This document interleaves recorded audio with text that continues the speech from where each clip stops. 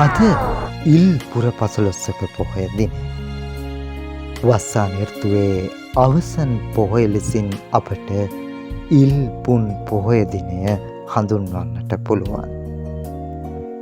ඉල් පොහොය දින ශාසන ඉතිහාසයේ ඉතා වැදගත් සිදුවීම් රැසක් සිදුව තිබෙනවා.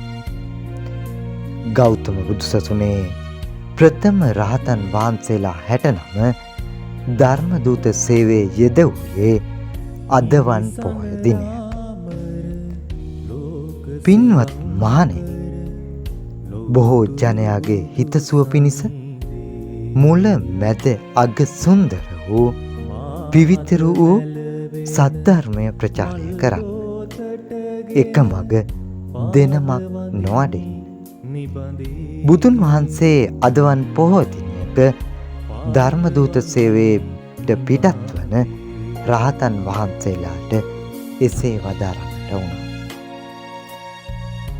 බුදුන් වහන්සේ තුන්බෑ ජටිලයන් දමනය කරන්නට උරුවෙල් දනව්වට වැඩම වූයේද අදවන් ඉල් පුන් පොහොය දිනයක. ඒ විතරක් නොවේ. පසුවස් සමාදන් වූ භික්ෂුන් වහන්සේලා වස් පවාරණය කරනු ලබන්නේද ඉල් පුන් පොහොය දිනයක වීම තවත් වැදගත් ශාසනික සිදුවීම.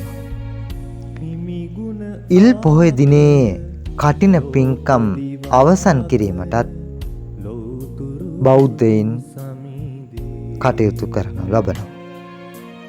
සැරියුත් මහරහතන් වහන්සේ හා බැඳුණු විශේෂිත සිදුවීම් කිහිපයක්ද ඉල් පුන් පොහොය දිනය අලලා සිදුව තිබෙනවා.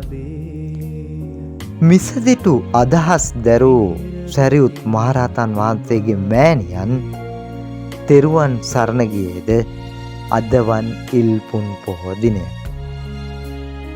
ඒ වගේම සැරියුත් මහරහතන් වහන්සේගේ පිරිනිවන් පෑමත් අදවන් ඉල් පුන් පොහොය දිනයක සිදුව ඇති බව ශාසන ඉතිහාසයේ සඳහන් වෙනවා.